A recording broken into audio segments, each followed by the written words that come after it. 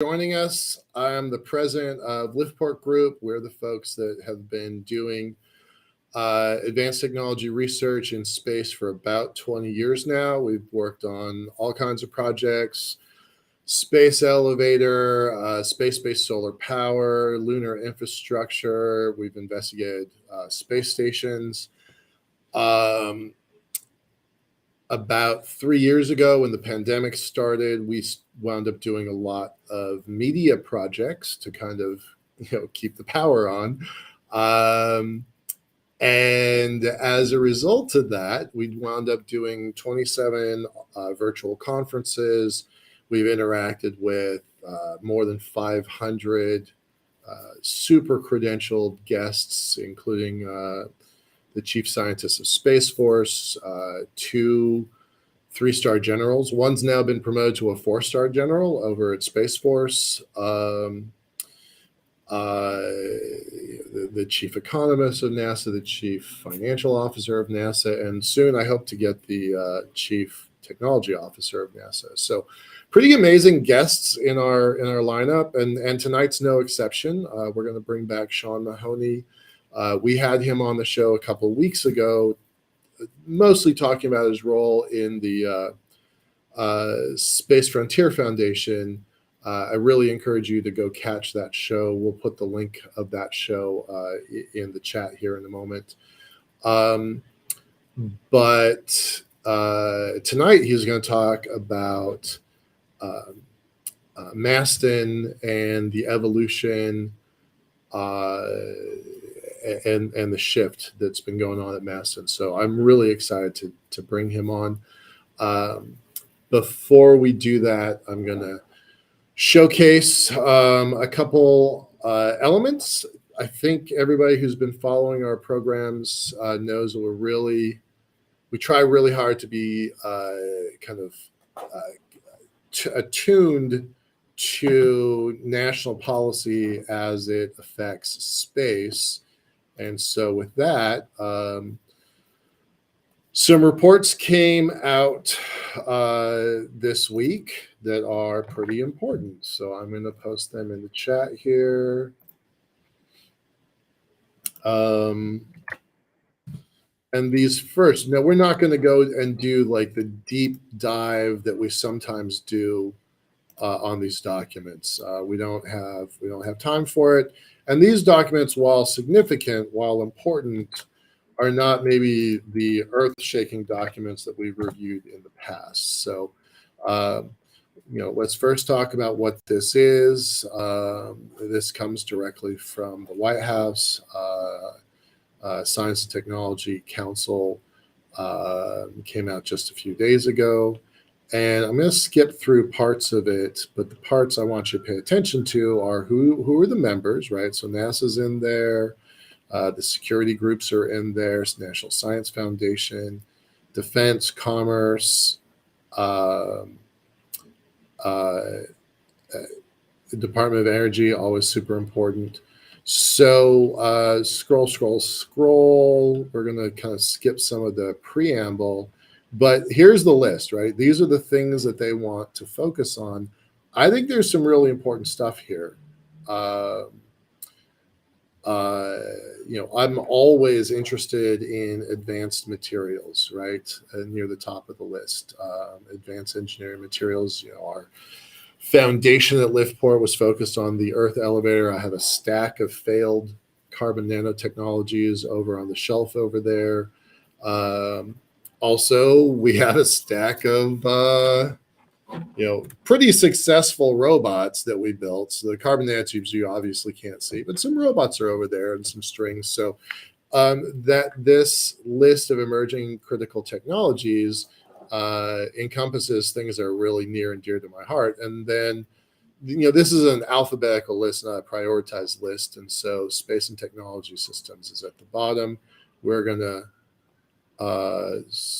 scroll down a little bit. There's a comment in the thing that says focus. Are you not able to see this? It might just because it's not very large. Let me enlarge it.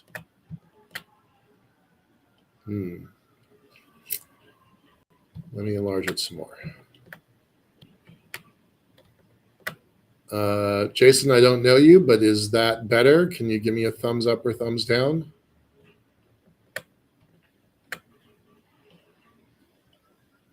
Okay, no comments, but thanks. I appreciate the heads up. I'm going to hope that that was better. Let me come back then. So here's the list. Maybe I'll make it a little bit larger even still. Tiny bit blurry. Okay, thanks a lot, Rachel. I've blurred still. I think that's just a. I'm not sure. It's not on our end, so I apologize for that. I'll try to describe it a little bit better. So there's sections in here about advanced materials. That's really important to us. Autonomous systems and robotics, really important to us. And when I say us, I'm saying this both from the perspective of Liftport Group and also from the perspective of the whole commercial space sector. But I appreciate your feedbacks, y'all. That's really helpful to me. So the things we care about: advanced materials, robotics, and I'm always a fan of renewable energy. I think that's super important. We kind of sometimes skip that in the space sector, but since ultimately we want to build a space-based solar power system, I think that stuff is important. And then ultimately space technologies. Y'all can read this. I posted the link to it in the chat, so I encourage you to go and scan it. I'm going to just kind of race through just to get to the space side. So these are the things that are coming out of the White House as, and I'm going to blow it up as big as I can, so I want to make sure you can see this. I think that's the best I can do. Hopefully that's okay. But this stuff is coming out of the White House, and that it's even on their agenda, I think, is really terrific. A somewhat similar list came out during the Obama days and the Trump days. So this has been somewhat consistent. I would argue that this list is more detailed, a little wider ranging, and I will say, because we use the word focus, I would say it's focused in many points as opposed to kind of a big blanket sentence on space technologies. So, I love low-cost launch vehicles. That's, of course, obviously really critical. Anybody who knows me knows that I always talk about position, navigation, and timing, especially when it deals with satellite development and the world that we live in.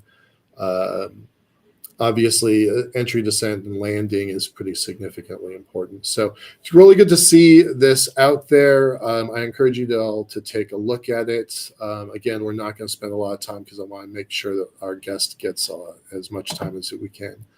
So then next document came out just days ago also. I'll post the link here.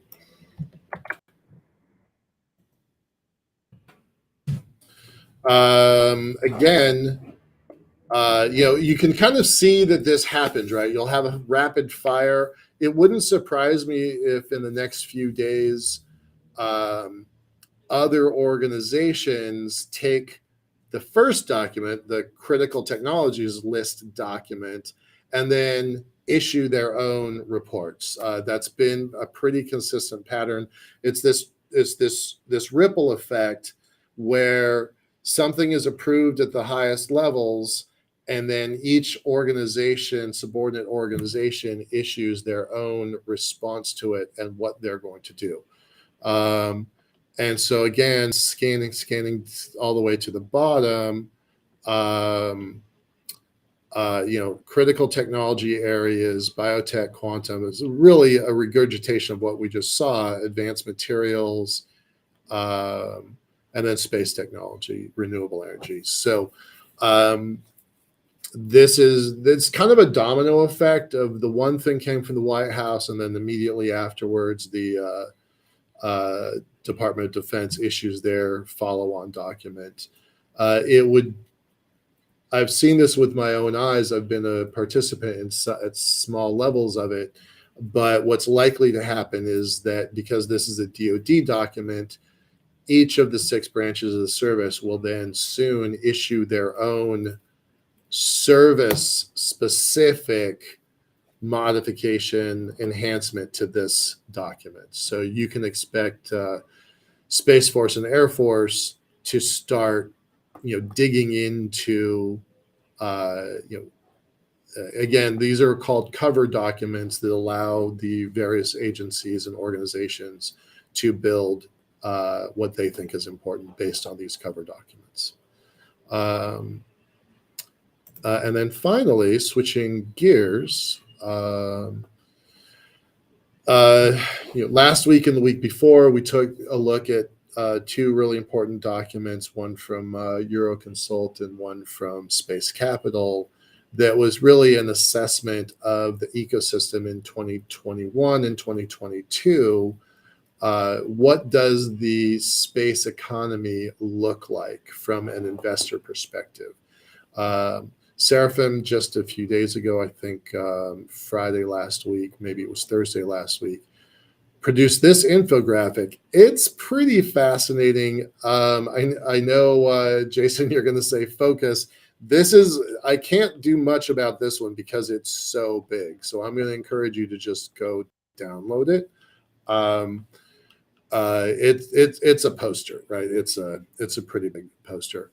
But you can see the core ideas: space situational awareness, debris removal, orbital tugs. I had no idea orbital tugs, there were this many of them. I was a little surprised. I thought there were maybe 6. I was tracking 6. Interestingly, many of these are coming from Europe and some are coming from Asia. I think most people are pretty familiar with Sysler Industries, Orbit Fab. That stuff kind of is, I won't say everyday names, but people are more familiar with them. But there's a lot of names on this list that are not familiar to people. So, and that this list of space situational awareness, there's a detail I keep bringing up. You can tell if a civilian did a document or a military person did a document just by their wording, their language. So SSA, Space Situational Awareness, is coming from a civilian organization. SDA, Space Domain Awareness, is coming from a defense organization. Pretty important to know the source of all the data that we have here. John just posted the link a moment ago. There you go, buddy. This is probably my favorite area of this document: space stations and free flyers. Obviously, that's super important for where we want to go. That has a direct influence on us. About a year ago this time, we were tracking 14 space stations, 3 governmental programs, 4 governmental programs, and a number of commercial ones. It's nice to see that Seraphim's numbers and ours pretty closely match. Everybody who knows me knows I'm a really big advocate of energy in space. As I think it was Colonel Garretson said, power in space equals power in space. And that will always stick with me. That phrase will always stick with me. So pretty cool. I'm going to skip some of this stuff. Lunar utilization, lunar landers. Here we go. Astrobotic. We're going to spend a lot of time talking about some of the precursors. Intuitive Machines. Just this weekend, I think. Announced that they're going to do a public raise. I think it's somewhere in the neighborhood of an 800 million capitalization and 300 million in capital. So, that this section exists at all is awesome, right? Because Sean's going to talk in a few minutes about how 5 years ago, 10 years ago, 15 years ago, 20 years ago, when we all started and all this stuff, the idea of commercial lunar landers was straight up science fiction. So pretty cool. And with that, I'm going to just skip this stuff and move straight over to Sean. But shout out to the folks at Made in Space. Both of my buddies in senior leadership in Made in Space have made a jump from Made in Space, a Redwire, in the last couple of weeks. Andrew Rush left about 2 months ago, and Justin Kugler announced he was leaving. I think Friday was his last day. So hats off to those two pioneers. I'm extremely curious what happens next, and they are on our call list of people we want to get on this show. And with that, we are going to shift over to Sean. I'm going to stop sharing these screens. Bring in Sean. They're both on my call list too. So they're on my, yeah. I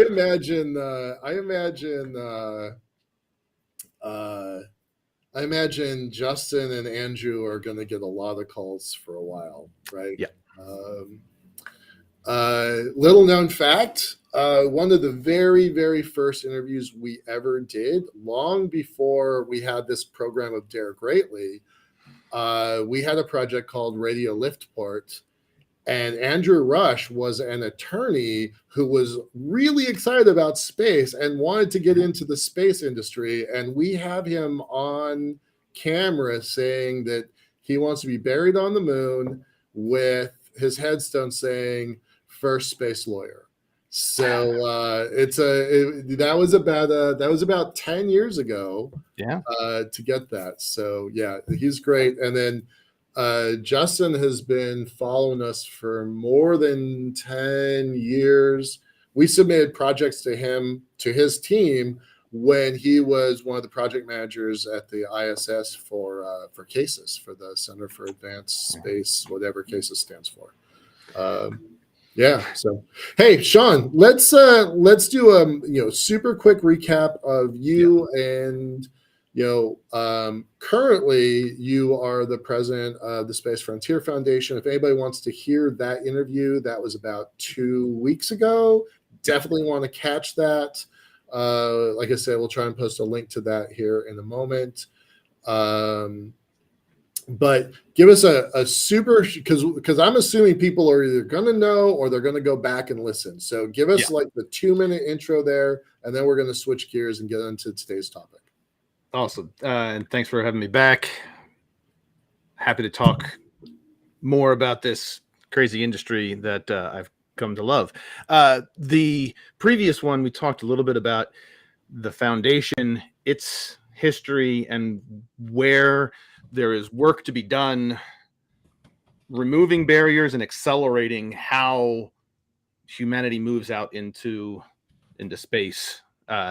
One of the things that's really critical about the Space Frontier Foundation is it's the kind of the home of the doers in this industry. Not that there's anything wrong with people that are in other roles, but it's for the men and women who are in the arena.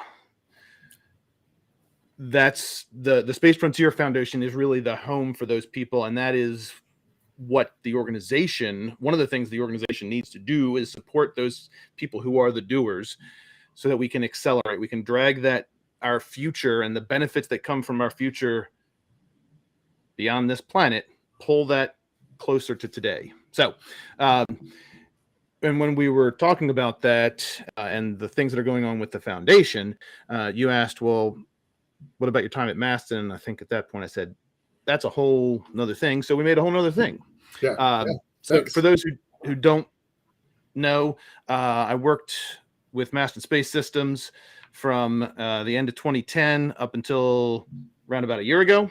And so I learned a lot and have all kinds of stories to tell. That's what we want. We want those stories. So let's just jump straight in and let's talk about what you know, hearsay, right? But for what you know, what you heard, what you saw, what you were part of prior to you coming officially on board. I want to make it really clear, like what you were there for and what happened before you got there. because it was a pretty cool company before you showed up too. Oh yeah. Yeah. And it's really interesting too, because I had to adopt the language. We won an X Prize, but I didn't win an X Prize, but the company did, and Right. Dave did. And so it was interesting because a little bit I didn't want to take credit for the thing I hadn't done. The short version is Dave got the company, Dave of Dave Masten Space Systems, got the company started somewhere in the flight path for San Jose Airport and was asked to find some other place to test his rocket engines, found his way to Mojave, California, and then with a small team in a garage would be a very Generous, generous label for the building that the company was in. Pulled the team to focus on the NASA Centennial Challenge, Lunar Lander Challenge, presented by X Prize, sponsored by Northrop Grumman. And you always had to say that whole sentence because otherwise you weren't eligible for the money from the X Prize in the first place. Yep. And at the time, I was watching this happen mainly out of curiosity, not because I was in the industry or had any anticipation of being in the industry. And I sat with Mike Mealing and Colin Ake, who were based here in Atlanta, and I watched them watching the live stream of the Lunar Lander Challenge. So very excited for them and for the whole team. Got the big check, cashed the big check, and let's fill people in on what those early days of the X Prize was. So the first X Prize had happened. Yes, the Atari X Prize was the $10 million right Spaceship One flew to space twice. But Rutan won it. Paul Allen, to simplify, he spent $20 million to win a $10 million prize. Smartest money he ever spent in his whole life. Thanks, Paul, wherever you are now. Right, exactly.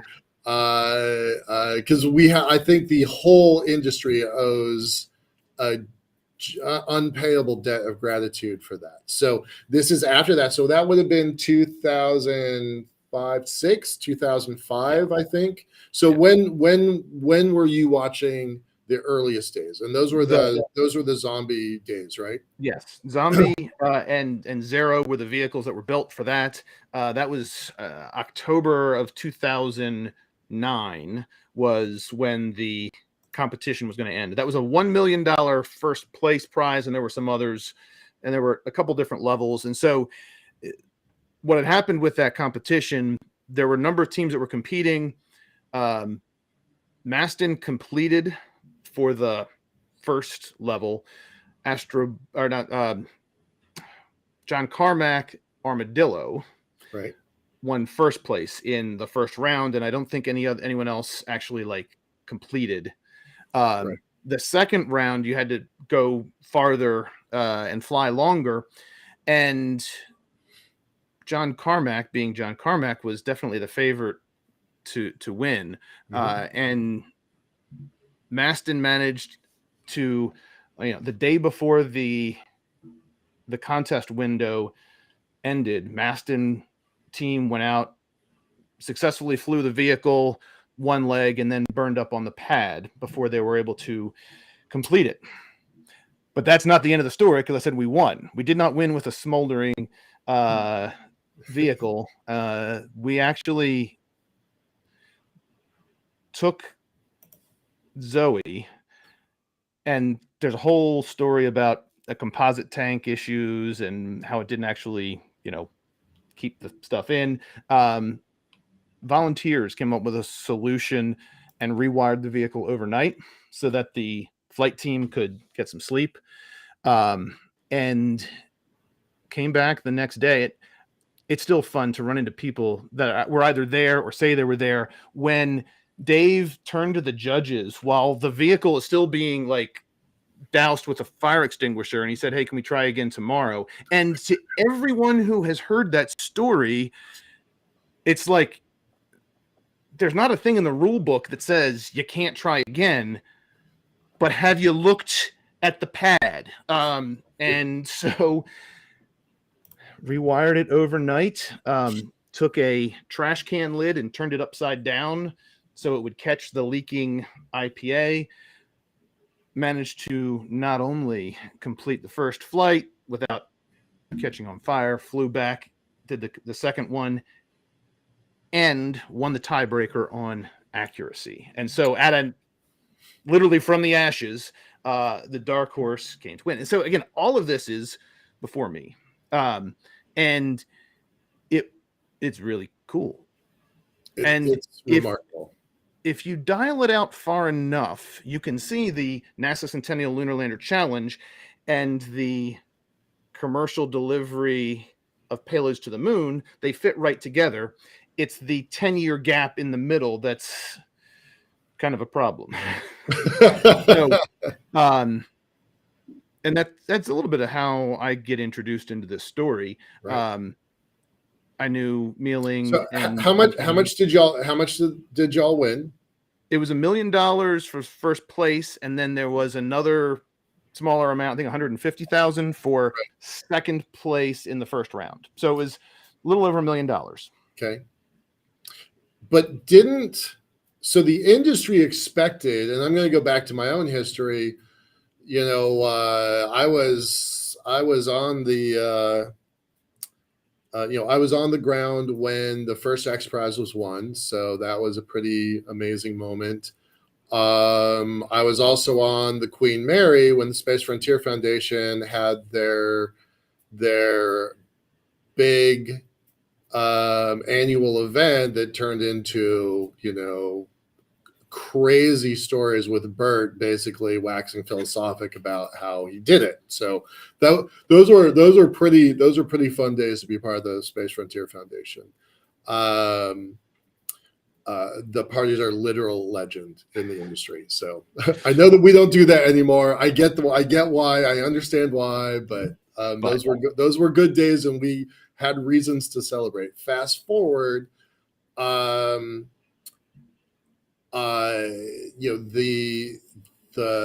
Northrop Grumman challenge was like, okay, we got this. Now let's get to work. We know how to start and stop an engine. We know how to turn one on and turn it off. And that's a pretty big deal to be able to turn it back on again, right? So the technology was progressing, and there was an expectation that Northrop Grumman was going to be like your permanent partner for the rest of time. And then what? That's a great question, because that was not what I saw. What I saw was the team was very excited. They're pushing forward and looking at what the next big step was going to be. And the design and the idea at the time, while they had the landing part down, there was not a market for delivering things to the moon. Right. And so the landing technology was the core of a reusable rocket. And to paraphrase, Dave's idea was do the hard part first, then make it bigger. Elon's approach was to make it big and drive out the inefficiencies, and make what the current state of the art is, except make it efficient and then reuse it. So it was coming at the problem from different ends. Back in that time frame, it could have worked. Yep. And so through the summer of 2010, into the summer of 2010, the team was working on what's the next step and what's the follow-up. And I got engaged to help take the opportunities that they had and kind of structure it into a funnel, like a sales funnel, like putting some of the sales organization in. What year is this when you started? 2010. And also trying to put those things together into a pro forma to be able to say to investors, hey, here's what's coming up and here's what you should invest in. So that was how I got involved, basically just as someone who knew how to work a spreadsheet, not because of my space knowledge, certainly not because of my space knowledge. And then in November, there was like a board important people meeting that was called, and there was a lot of work that needed to be done, and I was the person that had time. Everyone else was like, I'm full up, I don't have time to do it. And so I was like, fine, I can do it. And so that's how I went from being a contractor to being an employee. Like, great, I can help pull all this stuff together. And I'll be honest with you,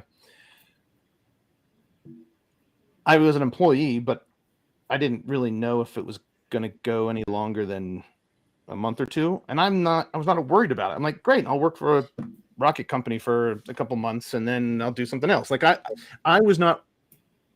A lot of people would say, how could you ever join a company if you don't know that they're going to exist? Because any company can go away tomorrow. So I just happened to be aware in this one that it's right there. There was 46 days of cash in the bank on my first day.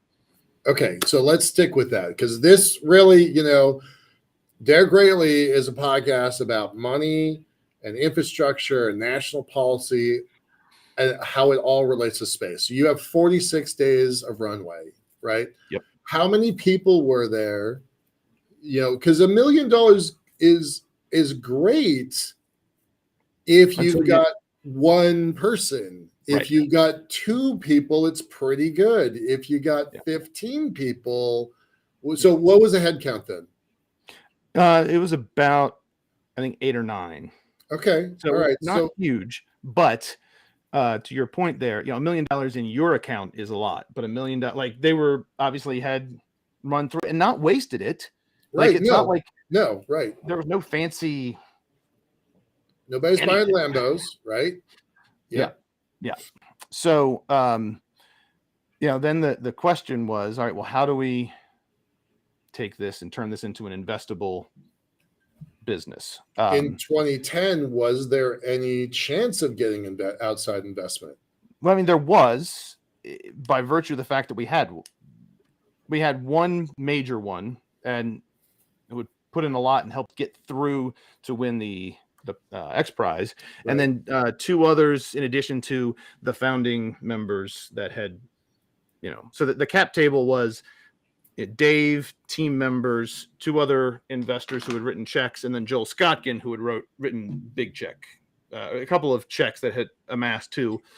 I don't know, it was over $1 million that he had put in by that point. Okay. And the question was, okay, well,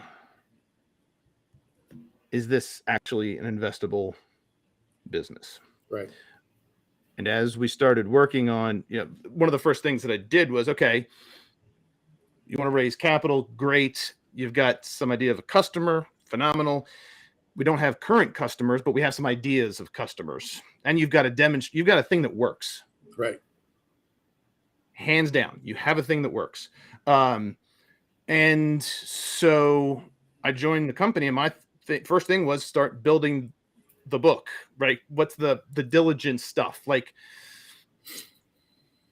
And there was not any attention to all these pesky details, like where are the documents and yada yada. And I, on my first trip out to Mojave, I did locate the articles of incorporation in the armrest of the truck.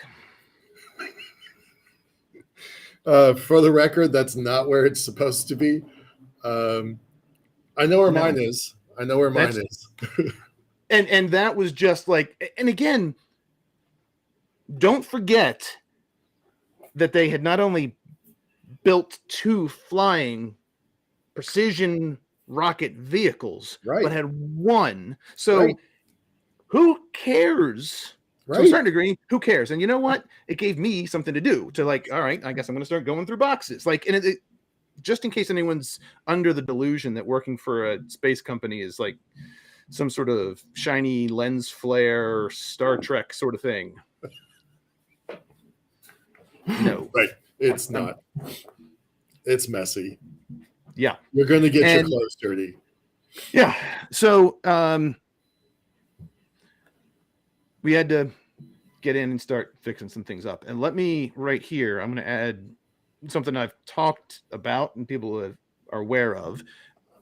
You should know this is all resolved long ago. But as we started digging into the paperwork to get that book together, I was asked by Joel an important question, because turns out we hadn't actually filed the taxes, and it was like, okay, well, we don't have any income to pay taxes on, so it's not that big a deal. Yep. And then Joel said, asked the question, which, by the way, even when I do this in Years college later. courses, whatever else, most people don't think of what the question is.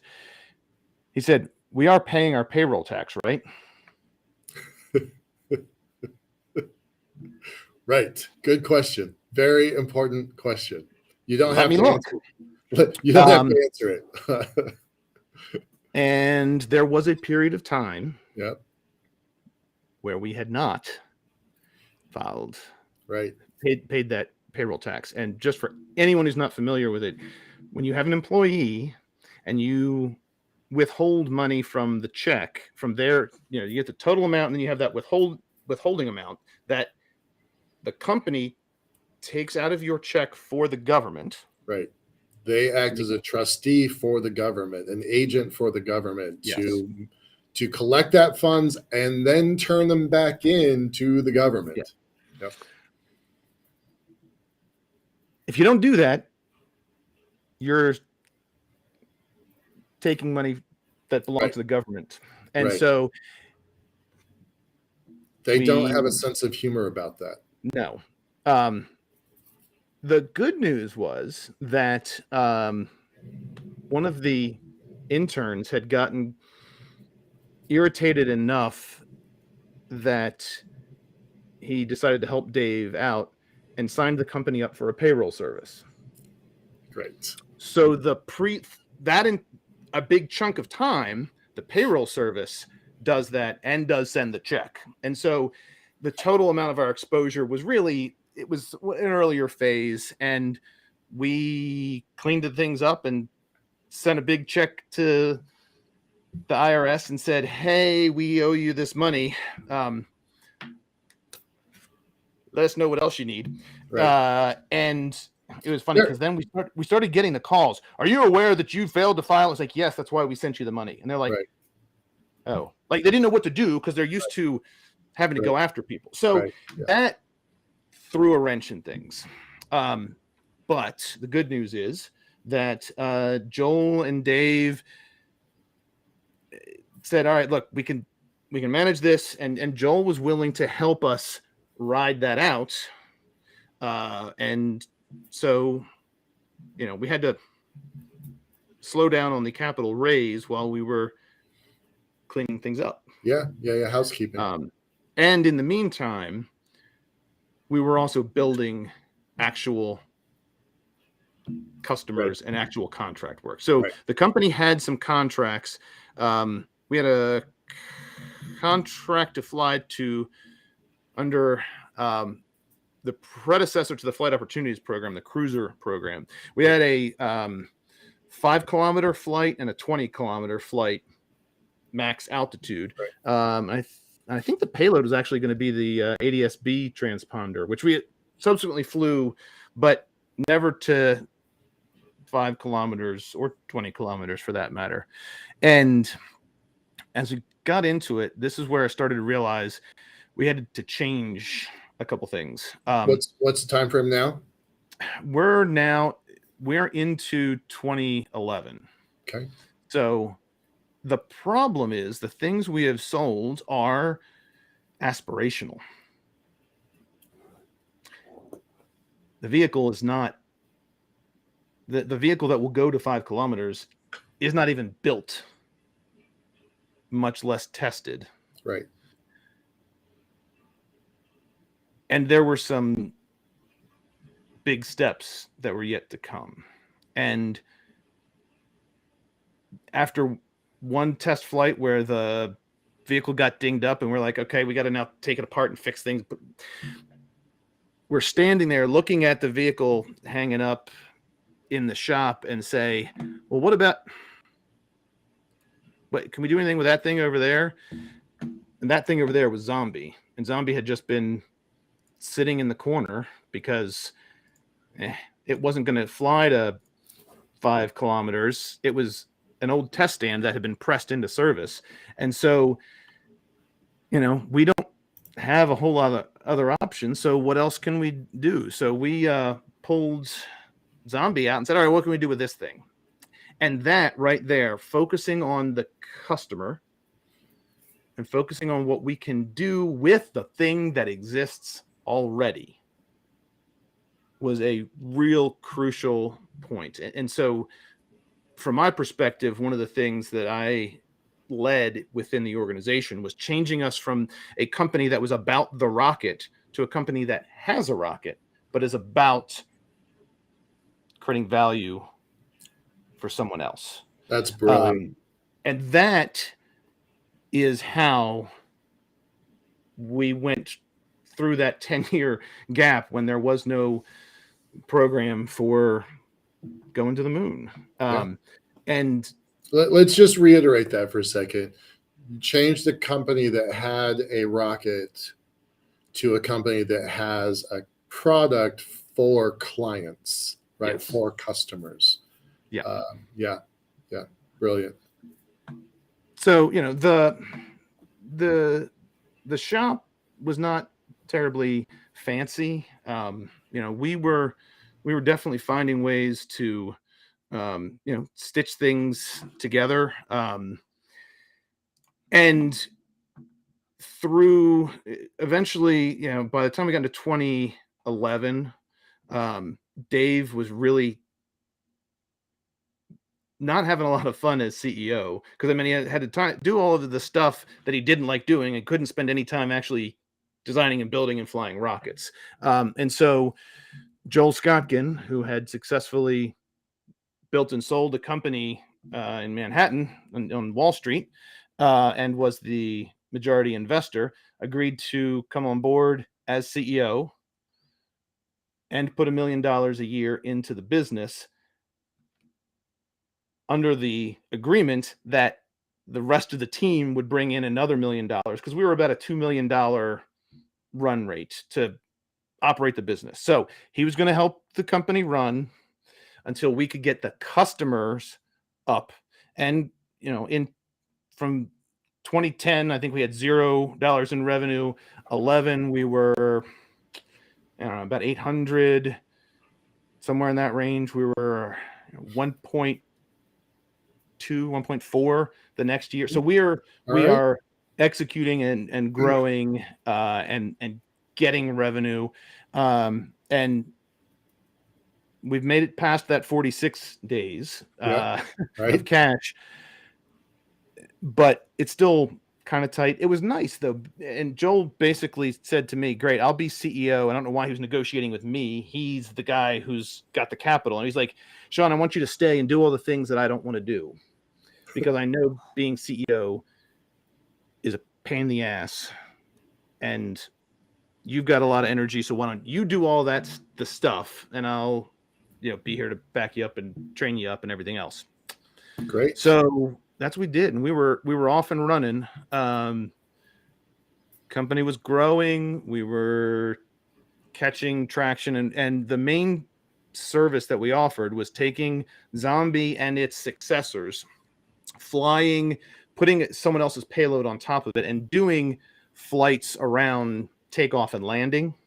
The biggest impact is, and there's a whole lot of things we did that had a lot of impact, but the one that's probably the largest is the system, the LVS landing vision system that was on JPL's Mars 2020 lander, that did that pinpoint accuracy right at Jezero Crater.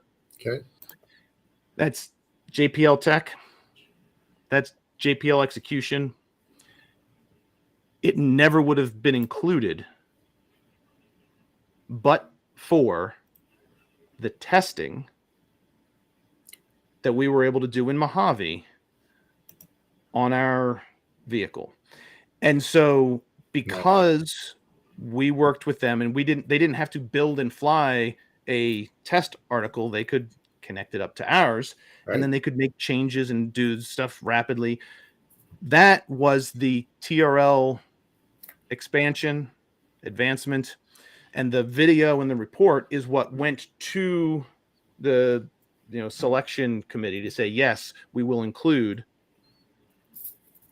LVS. If not, so they I would just want to landed. just pause for a second. Yeah. Jason in the chat's like, wow. And I just want to like let that sink in for a minute. So the tech that y'all built for really, nickels and dimes compared to a NASA budget, a JPL budget, the tech that y'all built allowed us to go to Mars. Like, it didn't get us to Mars. What it did is saved 2 years of driving through the desert. Right. Now, how much value do we get? How much is a day on Mars for a rover worth? Right. Depending upon which way you want to look at it, like the fact that they were able to land at Jezero meant they were doing science, and I think it was within like 15 days or something. Yeah. If not for what we did with them and helped, again, it's their tech. It's not. We were just a tool that did not exist anywhere else. And so I use that as like the biggest one because it's huge. But, we also worked with a company called Astrobotic, other folks at Carnegie Mellon. Draper really was the one that got us started in this whole thing. And so we were doing things like we flew a precision sunshade to do a demonstration. We were working with student groups. We did a whole lot of different things in development and testing. And I am such a huge fan of what Flight Opportunities is doing and trying to change the paradigm of how you do testing and development. Because if you have something that's a reusable vehicle, what you should be able to do is lower the threshold of how much work you have to do to even run the first test. If you only get one shot to test, then you have to put a lot more time into making sure it works. If it costs less and it turns quickly, you can do, let's get it to this level, test it and find out what happens. And so we would literally test and iterate and fix things in real time. And have a series of steps that would get to that conclusion. And then not only are you great. So the technology has tested out and it worked, but more importantly, you did it quickly and the team has a chance to actually do hands-on work rather than another round of sims. So that was great. But there were things we still had to learn. In late 2013. Hold just 1 second. I just wanted to a time check. We have about 10 minutes left. So you have a lot to cover in 10 minutes. I'm dying to know. I love this level of detail. I definitely want to sit down and have a beer with you. Good. 2013 or 2012. We have managed to line up enough customers. So the use of the vehicle, we're building multiple vehicles. One of the customers said, oh, well, yeah, we actually need to shift things around. We're going to push back 6 months. We didn't have a push back 6 months clause in the contract. And I mean, no offense, but to a large organization, it's fine. No one on that team had to worry about their salaries or anything else. They just were shifting priorities. Right. For us, that was a problem. And as we're trying to work and solve that problem, we had a problem with Zero and lost the vehicle in flight. So that was the one that was going to go to 5 kilometers. That's going to be much harder to do. And then, while most of the folks in Mojave that we worked with have been phenomenal neighbors and supporters, someone headhunted and snagged one of our engineers, and I was a small company. It's not like I've got redundancy. Right. It went from hey, can you quote us to do some work? And then he said, yeah, we're not going to hire you to do that work. And then a week later, hey, I'm getting an offer. Yeah, I was like, yeah. So I called up Joel and I was like, Joel, I need you to help. I know you don't want to do stuff, but I need you to get in and keep the guy here. And he's like, yeah, I can't do this anymore. Okay. So he's like, we should just shut it down. Like, I can't keep putting money in and I can't keep running it.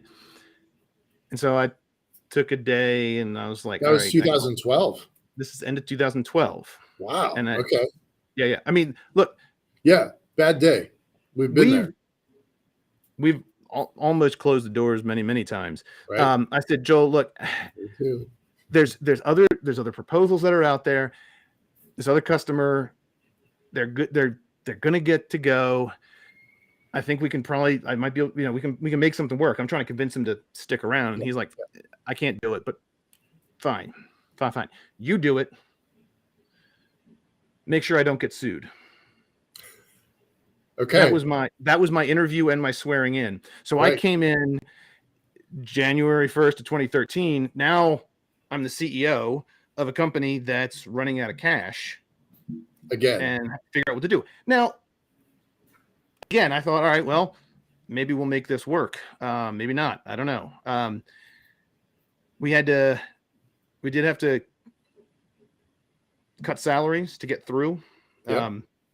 Made the decision to cut everyone's pay. And again, no one in the company was even making 100 at this point. Right. So said we're going to cut everyone's pay to $35,000 a year. I will take half of that, which by the way is 17.5, which has nothing to do with orbital velocity, but it just, so anyways, right. If we survive and can get out of this, we'll make it up and then some. Okay. But there's no guarantee that we're going to survive. Brilliant. Okay. I had to call Dave to tell him this. He's in the hospital because his girlfriend had just fallen off a ski lift and broken her back. Jesus. And I had the conversation with Dave, like, Dave, God, I'm sorry. She getting better. Yeah. Hey, I hate to tell you that this is a terrible time to tell you, but we got to cut salaries. He said, yeah, I figured. All right. Well, let me know if there's anything else we can do. All right. Thanks, Sean. Talk to you later. Like, you know how many people left? Zero. I do know that. Yeah. And it wasn't easy, but we did get through it. And we did make up for it. And we, cool. Right. And we managed to get through it. And then by the end of 13, we're submitting other big proposals. We get picked up for a DARPA program called XF1. We had $9 million across 2 years to take the design that we had and bring it forward into a larger vehicle. By the time we were asking for the funding to go along with that, there were a bunch of other launch companies that were able to raise money on the idea of being able to get to orbit to operational tempo in 3 years. And we were saying, yeah, it's going to take 5 years and cost more than what these other guys were saying. I think our numbers were right, but didn't matter. Right. Because then that's where it's really hard. There's a whole thing about when do you not chase a thing? Right. Because we could have chased a thing, and we did, and we got some money to make it happen. But there was a point where it's like, I can't tell you with a straight face that this is going to take 2 years. Like, we already have done so much and know so much and know that that's not realistic. So we didn't win the phase 2. We hit a difficult period where the team was amped up after doing all the XS1 work, and then we didn't have as much work and got thin again. I tried to keep people positive, but lost the. I hit a period of depression and just trying to figure a way out of this thing that we're in the middle of. There's a lot of potential, but there's just nothing to grab a hold of. And luckily, at that point, Dave and Joel, who both throughout this had been working in the business over time, were able to help prop the team up. Joel was writing checks to keep putting money in to help things keep moving forward in small amounts. And these were painful. I put money in that I shouldn't have. Right. There's a whole nother thing about, Dave and I started taking reduced salaries, and I actually put some actual money in to help. Yep. But I didn't tell my wife. Oops. Right. My thought was, this will be temporary. It'll be fine. It'll be fine. And that was wrong. Yep. Should not have done that. Yeah. Ask me someday how I went from. Yeah. We'll talk about how I bet my building on my project. So. Yeah. I'm going to advise generally against that sort of stuff. But I would now. Then finally, the work that we've been doing, and there's all kinds of other programs and technical stuff. Then comes finally CLPS, the Commercial Lunar Payload Service, which is the thing that we've essentially been working to give birth to, right, with people in the industry and the agency since the Lunar Lander Challenge. Yep. And it was finally time. And so we had a lot of work that we had done, and we were well positioned. We were picked up in that first round of people to be onboarded into the program. Mm-hmm. We had a solid strategy. We had working technology. We had experience working with the customers, like right. Not only the NASA customer, but also the type of contract, the payloads. A bunch of the payloads that NASA selected to go to the moon had already flown on. They tested with you. They tested with you already. Right. Yeah. That's how they showed that they were ready to go. And so we were in a good spot. We didn't get picked up in the first round. The game changed. It was going to be 8 payloads we were going to get a chance to bid on, and then maybe they would onboard some more. Instead, it was 1, and then they onboarded some more. We did get picked up. We wrote a proposal, slimmed it down to, NASA said they wanted some more risk, so we gave them a version that had more risk in it. We wrote that, submitted it in, I think, November. We were very pleased to get picked up in April of 2020. But something changed between the end of 19 and beginning of 20. And so, yay, we won. But the world had changed a little bit. The world's on fire. Yeah. Yeah. And we did, I think, a good job, not a good enough job. When the rubber hits the road about customers, there's a tendency in this industry, I think, to hide how much is real and what's just paper. If someone gives me an in-kind donation for a $10 million whoosy what's it, that's like $10 million customer, except I would not have bought and flown the $10 million thing. Right. So it's really not a real customer. So there's a whole bunch of stuff. We played, and then it came to the point where we needed to either stop or go all in. And Joel and Dave, as the board, they wanted to go all in. And that's where I exit the story. You know, it was kind of go big or go home. Right. And that's not the thing that I had been able to do to keep the company progressing and alive for that period of time. So they went to go big and then subsequently went home. But I can tell you that a lot of the people that are offering their thoughts about what's happened are not. All the back of the envelope calculations make me chuckle because not even close. But you know, that's another story for another time. So at the end of the day, company busted. Astrobotic picked it up, and so now those vehicles are now Astrobotic vehicles, and you know, a lot of the team was able to carry over, and so Masten's contribution to the industry still has a chance to live on, which I'm very happy for. My deferred compensation went to zero.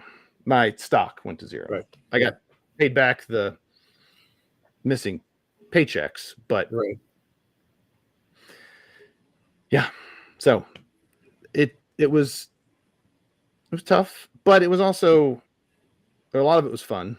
And it's intellectually interesting, and it's led me to a place now where I've developed a pretty good sense of what's real and what's not real. And I've missed a couple things. I've had some false positives where I thought some things were real, but they weren't. And it's really tough in this industry, and the reward structures are a little bit out of line. Right.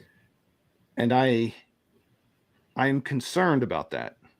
Not just, okay, oh, well, it's not, the structure wasn't the thing that made me win, so it must be wrong. No, I'm concerned about the fact that it's the moral hazard if you reward, if what is rewarded in this industry is flash and not substance. Right. The substance companies will starve, the flash companies will flame out, and the investors will then say, well, look at our track record for the last X number of years. We've been putting money into these great companies and nothing ever came of them. And that can then have a negative downward impact on the industry overall. So those are the sorts of things that I worry about. And it's really tough for anyone inside the industry to call these things out. We Liftport, the first phase of Liftport, back in the days when we were on the front cover of 3 magazines in the same month, we were a strong company then. We had 14 people. Like, we were doing really cool things, but it was always a promise about what we were going to do tomorrow, next week, and next month. Now, when we're have 2 decades of experience, but we're a lot quieter about what we're doing, it's definitely harder to get people's attention. And it's interesting how y'all built some of the core technology that everybody takes for granted now. But I remember being stunned when somebody walked into was it Space Access Society meeting in I think it was Tucson, and they dropped an engine on the desk in the hotel, like an engine like this big, like shoebox sized, and they fire it off in the conference room, pop it for just a few seconds, and they're like, want to see it again? And the whole room is like, there's no way you can refire that thing in that short.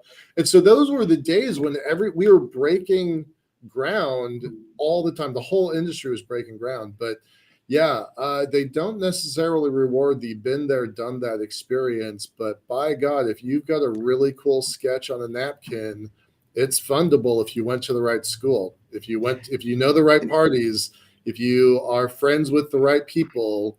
It's a fundable thing on the napkin. Right. It's just a question of, you're swinging for a grand slam. Yeah. If not a 5-run grand slam, right, on every pitch. And not every company is that in the time. Anyway, there's a whole there's a whole bunch of things where I there is value here. Yeah. In this industry. There is. It's tough. Yeah. And we did a whole bunch of other things, we 3D printing engines and all kinds of cool stuff. But for the most part, our internal motto was shut up and fly. Don't tell me what you're going to do. Right. Just shut up and fly. Get it done. After it's done, then we can release the picture. But other than that, so I learned a lot. And I appreciate your interest and everyone else's interest. I'm fascinated by this. I love this story. I wish it had a more happy ending for you individually. It brought me here to this conversation, and then this will take me to something else. So it will. Yeah. The space industry is littered with bodies, and $100 million failures, $800 million failures, $600 million failures. There are some of them out there. Organizations that have, billionaire backers are still going out of business. So, it happens. It's going to continue to happen. I wanted to go on to a rant that I think both you and I have about, let's see, what is this? So we don't have time to get into this, but I would recommend people to go take a look at Space Fund, and specifically an article that our friend Megan Crawford wrote on funding launch companies. Sean and I disagree with this. I think it's one of the reasons why I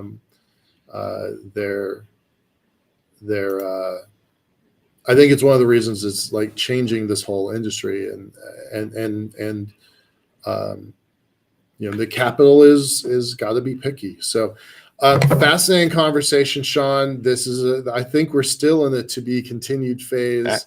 We'll have back. It's not going to be in the next 2 weeks like this one is. You're getting some great comments from folks. Your honesty shines through. People are really appreciative of your story. We're gonna come back to this. It might be a couple months, couple weeks, but I don't think this story is over. So we appreciate you being a part of this. For all the folks on screen tonight, thank you very much for your time. We went a few minutes over. This has been our longest episode, but it was just too interesting to quit. So with that, we've got Dr. Give me a second. Stephen Cohen, Professor Cohen from University in Canada, coming on next week. Sean, you should probably just sit in the background and ask questions, because this one is going to be interesting. It's going to be a different story than we have. He's a professor of space physics, and I know that our show is about money and capital and policy and how to drive the commercial development of space. But so many of the choices us business people want to make are ruled by actual physics, right? And so you only get to do things if the gods of physics allow you to. And so I think that's going to be a fascinating conversation. It's he assures us it's going to be the level that everybody can really pick up. And we've got some other great guests coming up. Sean McLean from Space Force, maybe. We got Colonel Garrison, formerly Air Force, now a civilian at a think tank, and boy, does he think interesting thoughts. We've got Gordon Ressler coming in. Professor Ressler is an independent scholar focused on robotics in space. So those are the next few weeks. We've got some more stuff coming. So stick with us. Thanks for being here. And with that, we're going to peace out. Good night. Thanks a lot, Sean. Thanks a lot to my team. Appreciate it. Bye-bye, y'all. Thanks, everybody.